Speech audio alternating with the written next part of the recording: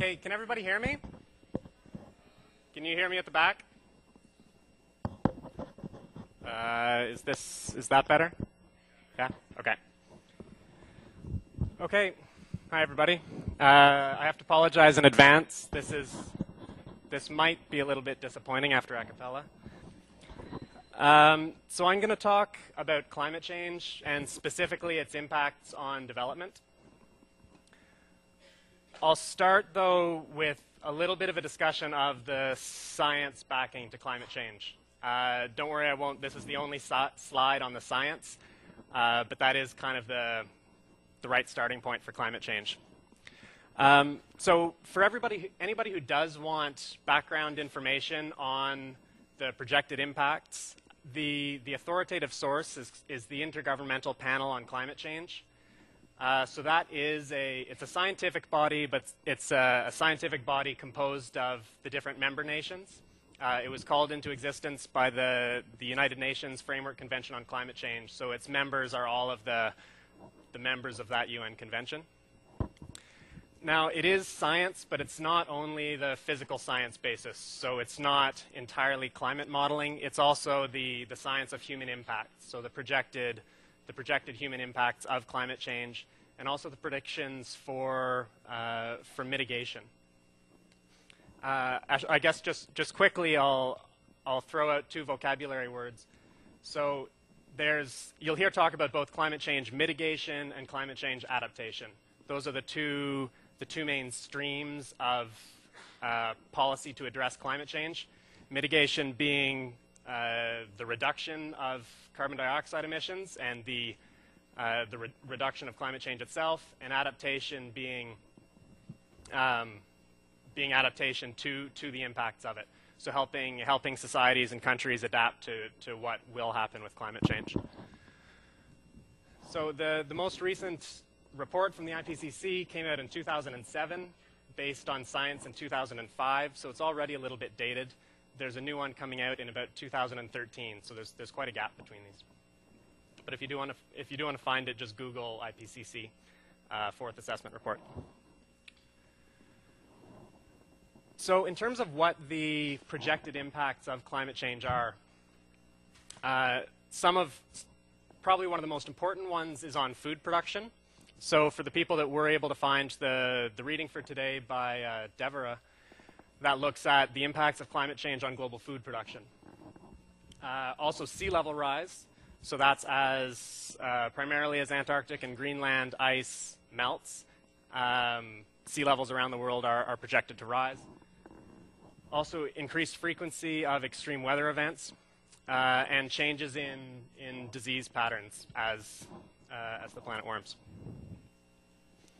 So to look at the first one, I think one of the most important messages about the impacts of climate change is that they will vary greatly around the world.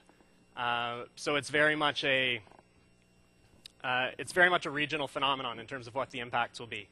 So if you look at that map, don't worry about the details of it too much, but the key point is just that red areas are areas that are projected to see less rainfall as a result of climate change. Blue areas are projected to see more rainfall as a result of climate change. So as you can see, it's largely a pattern of the dry areas getting drier, whereas the northern latitudes, where there's already, where water availability usually isn't a problem, are getting wetter. So particularly if you look at Africa, there's a lot of reduction in water availability. Just to throw out some numbers from that Deborah paper, the amount of land that will be appropriate for growing grain is projected to increase from 1990 to 2050. It's projected to increase by 41%. So that's, I mean, we're here in Canada. We have a lot of Canadian territory doesn't have the growing season to grow grains, but as climate change advances, that area will increase. So in terms of Canadian agricultural productivity, it's probably going to increase as a result of climate change. But, sorry, I think I said 21% increase. If you look at other regions, if you look at southern Africa, you're actually looking at a projected 52% decrease in the area of land on which you can grow cereal crops.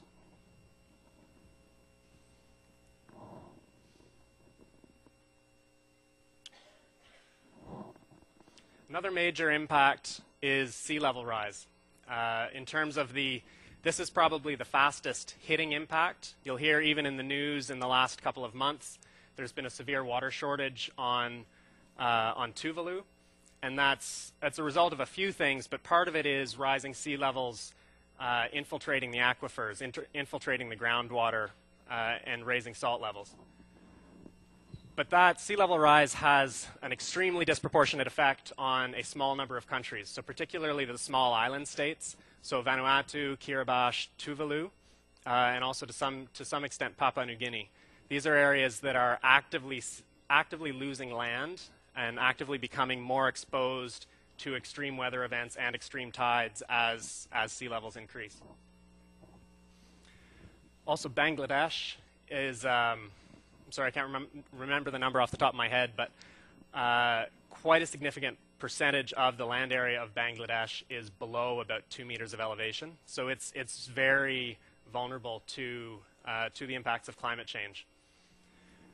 Now, you can look at the Netherlands and actually say the percentage of land that's below sea level is fairly comparable. But the difference there between a wealthy country like the Netherlands and a poor country like Bangladesh is the capacity to invest in those technologies that can protect you from rising sea levels.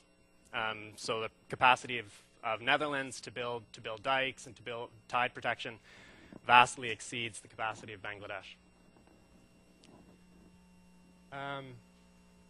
So the take-home message from both sea level rise and from the impacts on food production is really that the impact on the impacts of climate change are felt primarily by those countries that actually contributed the least to it.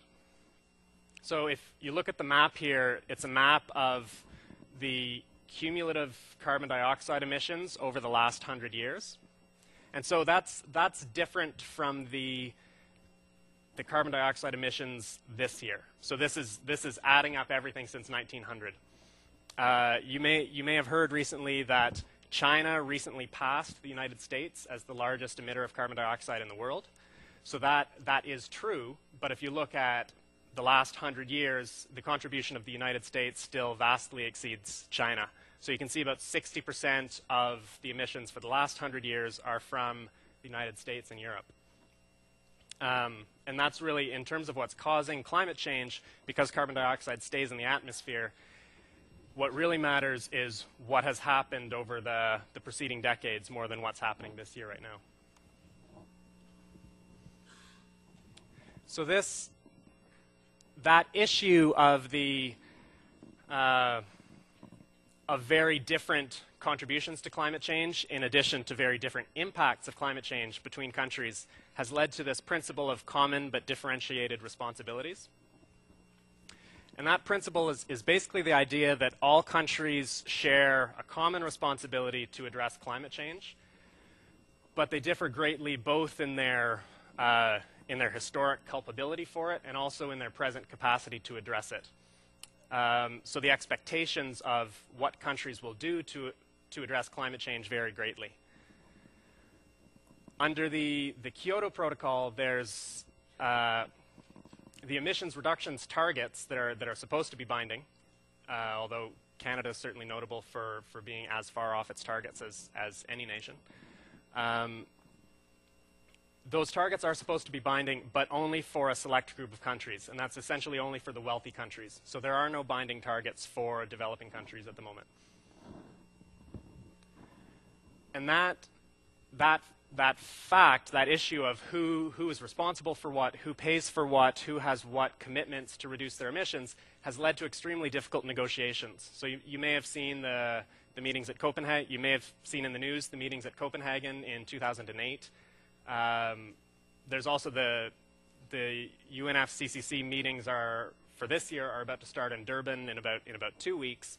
So these meetings have tended to have extremely high expectations on reaching new agreements on climate change and have tended to be quite disappointing in terms of their actual outcomes.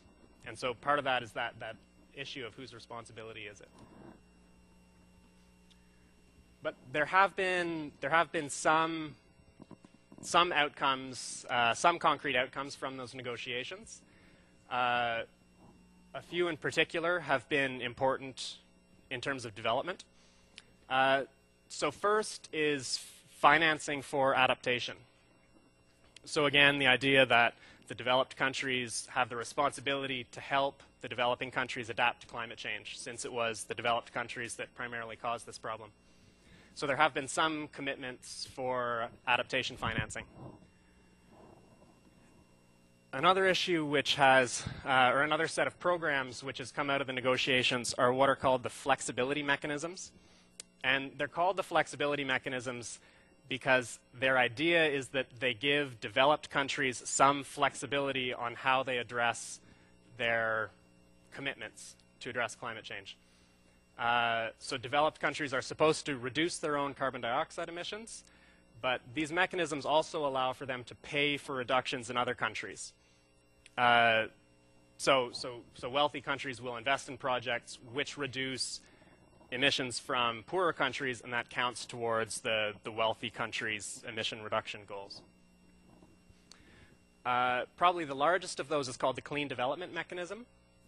I won't really talk about that today, but just to say it's primarily, well, it has ended up being primarily an industrial initiative. So it's primarily rich country investment in developing country factories and industrial processes to bring down the emissions from them.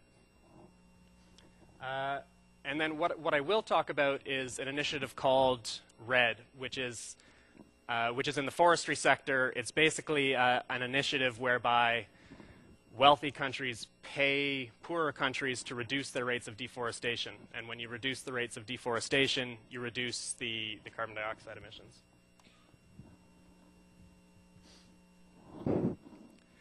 So on the adaptation programs, there's a whole range of policies that get undertaken to help poorer countries adapt. So that can be anything from developing new crop varieties, improving irrigation or water storage, helping create technologies to protect from storm surges and storm effects, and also local land use planning in terms of shifting towards more drought-resistant crops.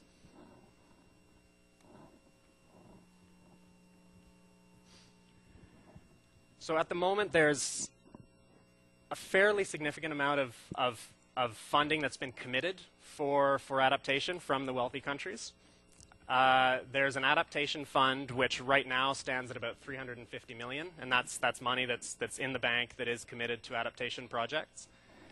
There was also a very large commitment in Copenhagen for $110 billion worth of adaptation financing between 2012 and 2020. So you'll see that's about 300 times larger than the current adaptation fund. So it's a huge commitment if it comes through. But you'll see at the moment that's a non-binding commitment. And in international negotiations, non-binding is a very important phrase. So that money has been promised. It has by all the countries that signed on to the Copenhagen Accord. But it's not clear where that money... Sorry?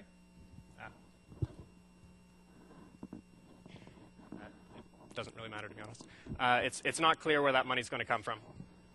So this is just one. Sorry about that. Yeah, sure. Sorry, I didn't realize I'd. Yeah. So sorry.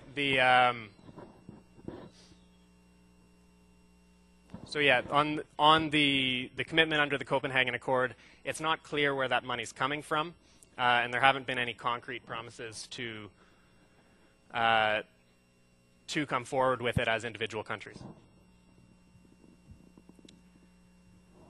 So all of this financing the idea is that it is new and additional, which means that it's not simply old money that gets diverted, but there is quite a bit of concern that it is actually turning into overseas development assistance, ODA, that already existed, simply being diverted towards climate change uses. So that there's a worry in the development community, there's a worry in developing countries that all of this adaptation money they're actually going to see come out of other budgets for other programs.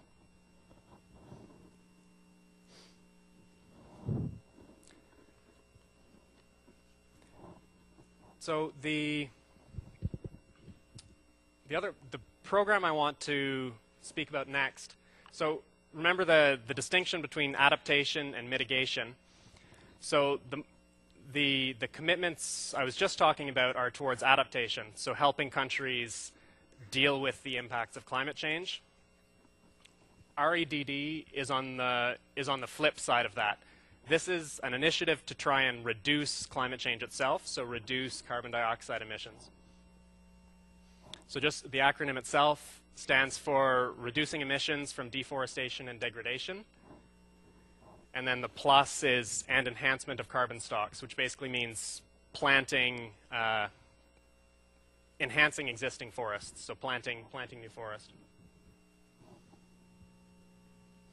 And that's come from the fact that somewhere between 12 and 20% of global emissions are from forest cover change.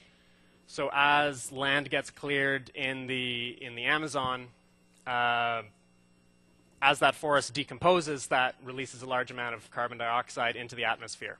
So that the contribution of that to global climate change is about 12 to 20%. For certain countries, for Brazil and Indonesia in particular, that's actually about 70% of their national emissions is from deforestation. So the idea of REDD+ is that you have these payments from either outside governments or outside corporations to the people, to the countries responsible for the deforestation, to compensate them for the cost of not deforesting. So it's an offsetting scheme. You're basically paying for the cost of not deforesting.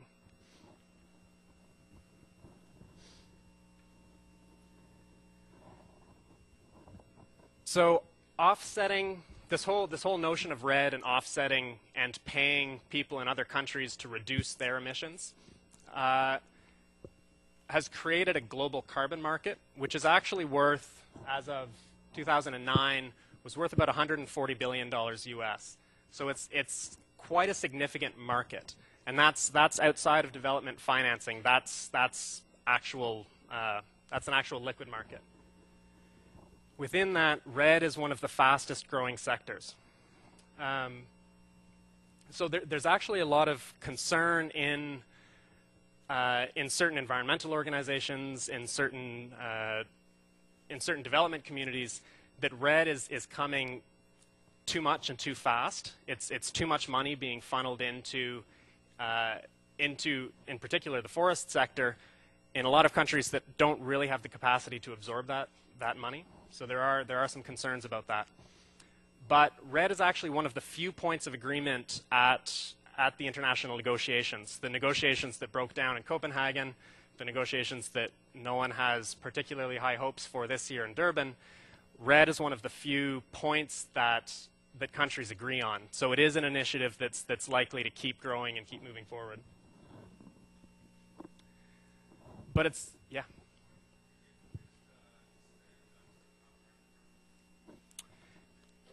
Yeah. So there's two different types of carbon markets, basically. There's what's called the voluntary market and the compliance market. Basically, just think of one as private sector and one as within governments. So the two different types, say, take the compliance market, which is dealing with governments. So if country A, say Canada, has a certain emissions reduction commitment, we've promised to reduce emissions by 6%. A certain percentage of that reduction of ours we can actually achieve by buying emissions reductions elsewhere. So that's sort of that national side of it. So Canada could invest in the forestry sector in Peru cause Peru to reduce its deforestation rates, and then Canada would get some of the credit for having done that reduction. You'll also see it, this is similar but a bit different in the private sector. If you're ever buying an airline flight and there's a button on the side that says offset your flight, just within the private sector, there are companies and organizations that run projects to do these kinds of reductions. Either, well, there's a whole gamut. You know, they can say they can plant trees. That's kind of a common one.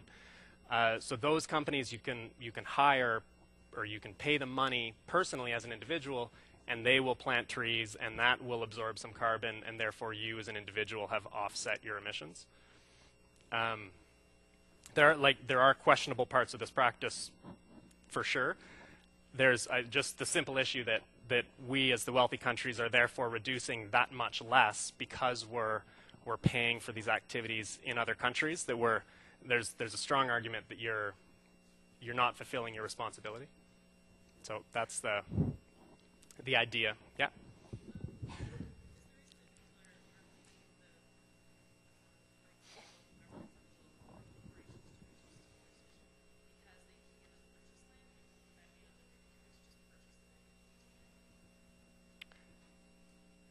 Yeah, I think that would be problematic just from a sovereignty point of view, especially when you look at it the international kind of between countries point of view. I think the idea of the wealthy countries buying large tracts of forested land in poorer countries would be problematic. Yeah, but there were initiatives on that line back in the 80s, or I think at some point when I was in school, I remember paying $25 to buy a hectare of forest somewhere in Costa Rica or something along those lines. So that thing has existed in the past.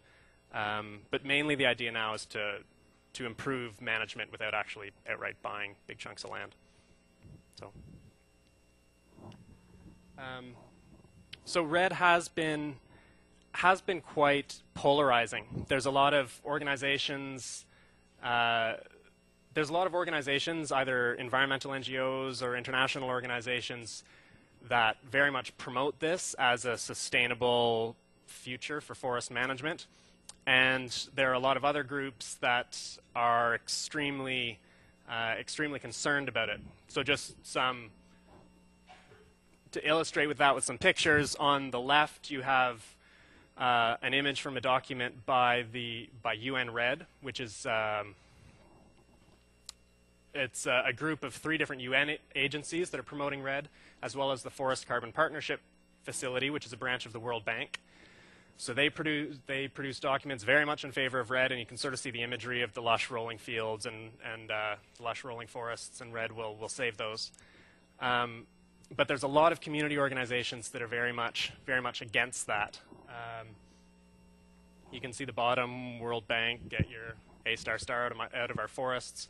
There's very much a concern about organizations like the World Bank effectively taking control of large chunks of natural resources, taking control of large chunks of forests. So there's a lot of pushback against that idea from indigenous groups and from community organizations. So there are pros and cons of RED as an initiative. So for one, it is an additional income source. A lot of the poorest areas of the world are the areas with largest chunks of pristine forest. So the idea being that if you have this initiative to conserve forests that really focuses on the largest tracts of pristine forest, then you're targeting the poorest sections of the world. And it shares the cost of conservation. So one of the criticisms of previous conservation efforts has really been that cost has been taken on by the poor people who lived adjacent to forest areas, that when they were fenced out of those resources, the cost was imposed on those people. So the idea is that this shares the cost and it puts it on developed countries. But the cons, there is a possibility for resource capture. You hear stories of so-called carbon cowboys, and so there are business people in the world who are trying to make deals with indigenous communities and with communities that have control over a certain area of forest to try and convince them to essentially sign over their rights to forest areas. And there have been some fairly questionable practices. It's also, there are concerns that it erodes traditional systems of tenure. So it takes a system from potentially a well-managed community forest, and that shifts it towards this international market-based model. And you commodify the forest itself and the emissions within it. And then again, just that idea that you're taking control of forests from local individuals and you're funneling it into this international market. So it's that potentially the problematic issue of commodifying this resource and marketizing it, and again pulling the control away from local people. So I'll sum up a bit on what I went through, and then we can have questions too if people have some. So first, that the impact of climate change on development is certainly going to be very significant. And then that impact comes from two streams. So one is the direct impact of climate change. So that's the impact on food production, the impact on sea level rise. So in many ways, developing countries will be very directly affected by climate change. But climate change itself is also changing the development industry itself. So it's potentially shifting overseas development assistance, and it's potentially reprioritizing how the international community addresses things like forest conservation, how it addresses local development in the form of adaptation policies. So I think you see both streams of impact from climate change, both direct and indirect. So that's about all I have to say. Does anybody have any questions? Yeah.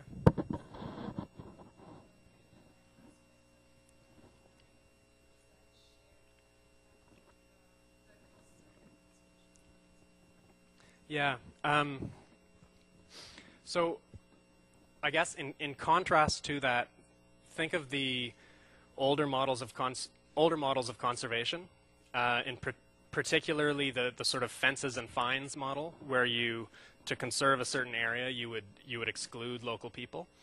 And that very much imposed the cost of conservation on those local groups that used to use those resources and then were no longer able to. So the idea with REDD is because it's payments from developed countries to conserve the forests, then that helps balance the cost that's being imposed by not extracting the resources. Or the same even if it's not local communities, if this is, even large-scale soy plantations in Brazil, that's a large amount of money that's being foregone by not clearing that land. So, and that the cost of not clearing that land is therefore being shared by the international community through this payment structure. So that's that idea. That's the idea. There are a lot of problems around it. There's a lot of problems with having projects that just give money directly to small areas. The biggest problem sort of being that then the deforestation just moves elsewhere. So the focus is shifting towards giving money at national level, but then you do have a big problem that if you give money to a national level government, your assurance that the money actually gets to the communities is sometimes not there. So how the benefits get distributed is a big question for REDD, sort of a big point of discussion. Zachary.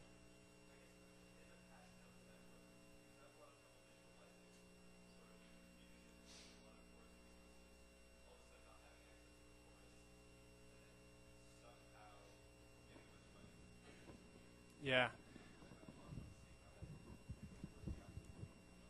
Yeah. The honest answer is right now there isn't a lot of past experience on it. So you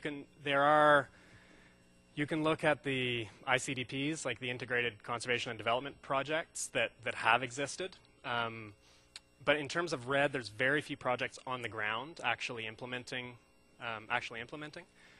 But it varies depending on the project. In some cases, it will be in-kind contribution to communities, so like investment in community infrastructure, in road building or schools or that kind of thing. In some cases, it will be direct payments to households. There are some projects that are doing conservation contracts, so literally signing contracts with farmers saying this is, you know, the extent of your cleared area, and in exchange for this payment, you agree to not clear further into the forest.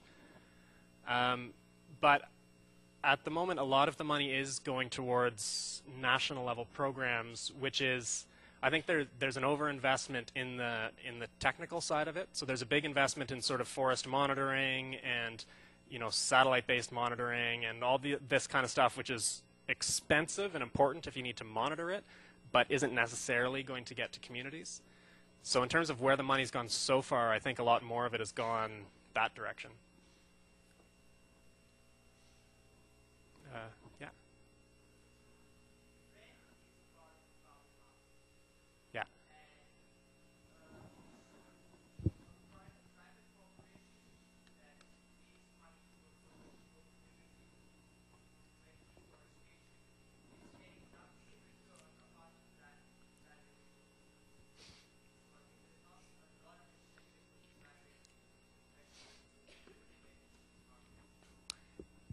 Yeah, I think that's fair, and I think you could say that there's a lot more incentive for really big public companies. There's a lot less incentive at sort of at a smaller level. Like for example, there's a project near where I work in Peru that it's run by Conservation International, but it's entirely funded by Disney. So this forest conservation project is, you know, the Disney, well, they don't actually call it that, but it is paid for by Disney, and Disney is sort of claiming the rights to these credits. But I think you're right, it's not a sustainable way to advance. I think that's the idea is that RED moving forward becomes more of an initiative at national level, so working between governments, and then that's maybe more sustainable, but there's also obviously a lot of political issues with that. Yeah.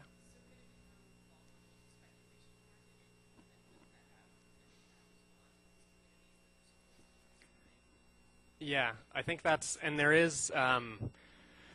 have even been some people recently talking about the carbon market crashing, because the market itself is essentially a market it's a market in a commodity that doesn't exist. It's a market in the absence of future emissions. So that's sort of as abstract as you can get. And a lot of it depends on what happens with the negotiations at the UNFCCC, because right now the Kyoto Protocol has a commitment period that ends in 2012, so it ends next year. If that's not renewed, if there aren't renewed commitments to reduce emissions by the wealthy countries after that, then that dries up a lot of the carbon market, because this whole need to meet your international obligations evaporates for a lot of countries unless there's a new deal. So I think there's a big concern that it becomes open to speculation, and then communities are potentially vulnerable to that. Yeah.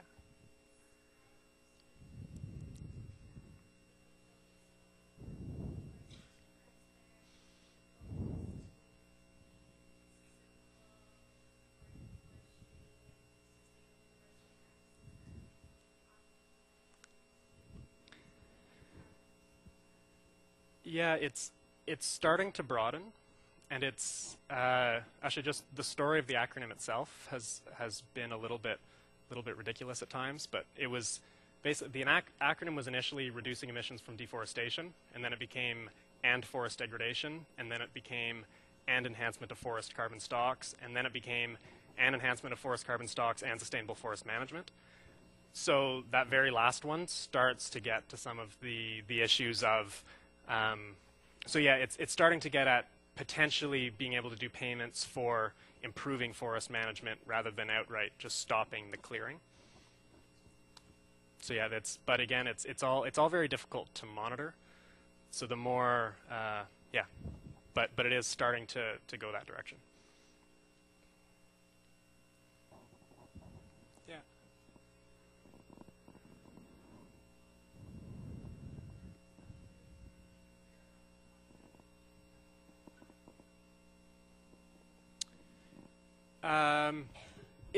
It basically is.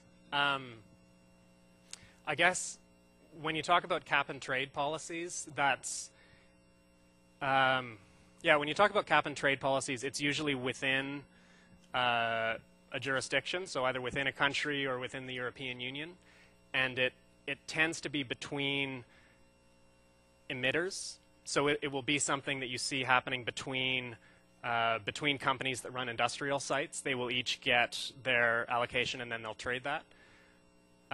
Whereas the compliance market is more happening at national government level. But it is kind of the same idea. Yeah. Yeah.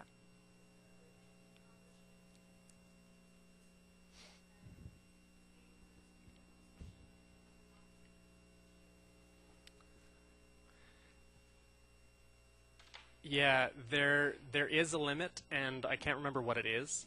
But under the Kyoto Protocol, there is sort of a stipulation saying that countries agree to X reduction, and a maximum of some percent can be paid for by the flexibility mechanisms. But I can't remember what the number is, but there is a limit. Yeah. Yeah.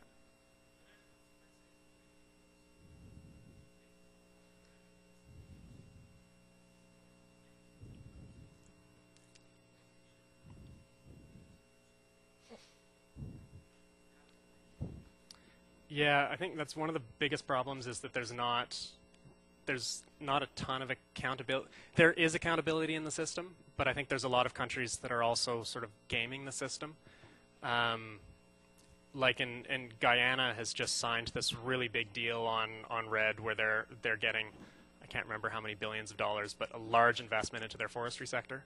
And basically they can, it's like their deforestation rates can increase by up to 2% or something like that, and they'll still get this large payment.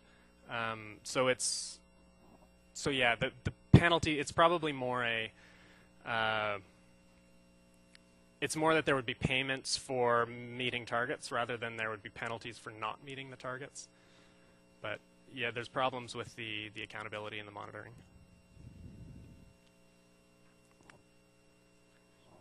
Okay, Karen. Yeah.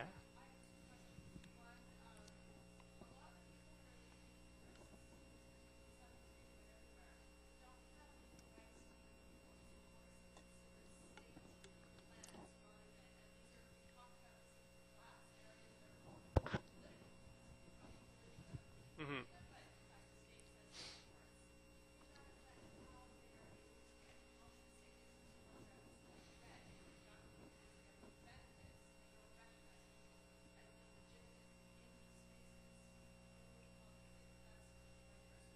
Yeah.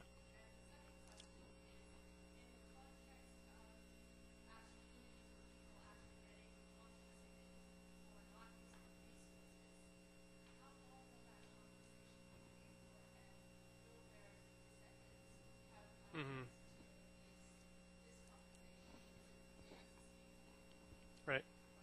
Okay. So yeah, the first one on land tenure in the case of state-owned land is a very important question, and especially in Southeast Asia. I know Karen's worked in Laos, and I've worked in Vietnam, and certainly in Vietnam, technically all of the land in the country is owned by the state, and so officially the state of Vietnam owns all of the credits that would come from RED in Vietnam. So yeah, it very much is a problem in terms of the rights of communities in that case. The Vietnamese government would say that they will support community development and they will make all these promises and they'll probably come through on some of them. But yeah, in that context, the communities don't actually have the right to the carbon offsets. It would sort of all be at the preference of the state. Refresh me on your second. Yeah.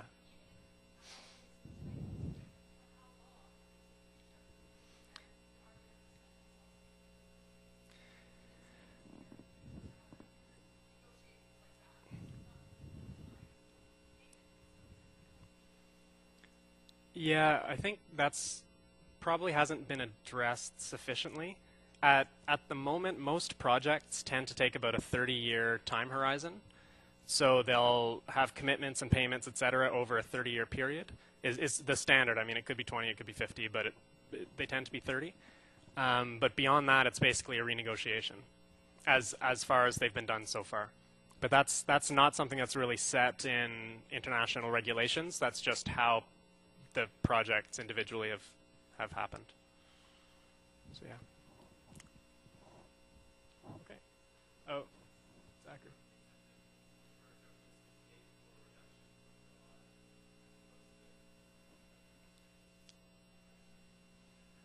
Oh, as opposed to meeting. Uh,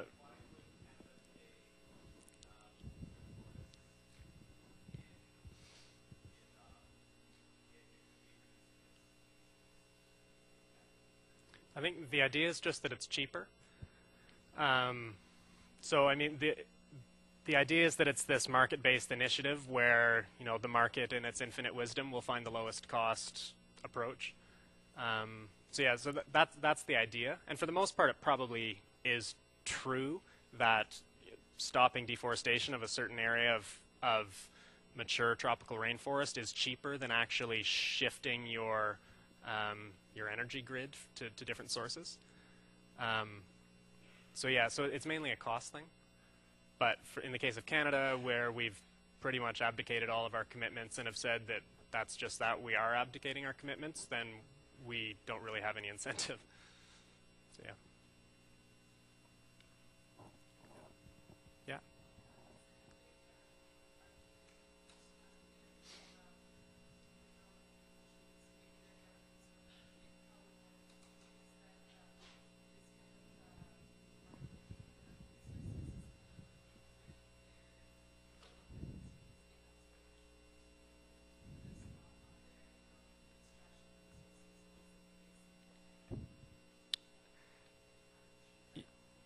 Yeah, I think there's a big, and probably not RED specifically, but sort of about reductions in general. There's a big pushback from developing countries, sort of on that argument of, you rich countries followed this development path, and therefore we should have the similar right to extract the same resources, to get the same financial benefits from resources before we're asked to pull back. Which I think when you look at the per capita emissions from wealthy versus poorer countries is kind of a fair argument. So yeah. Sorry, did that? Anyway. Yes. Yeah, it's all, especially at the developing country end, it is completely voluntary. But it is a fair bit of money, and I think you do run into a split incentive thing where at the government level there's a lot of money to invest in your forest sector. It's more the pushback is often more at the community level because they don't necessarily get the same benefits. Make sense? Yeah, feel free to follow up with me after if you want. Yeah. Okay. Well, thanks everybody.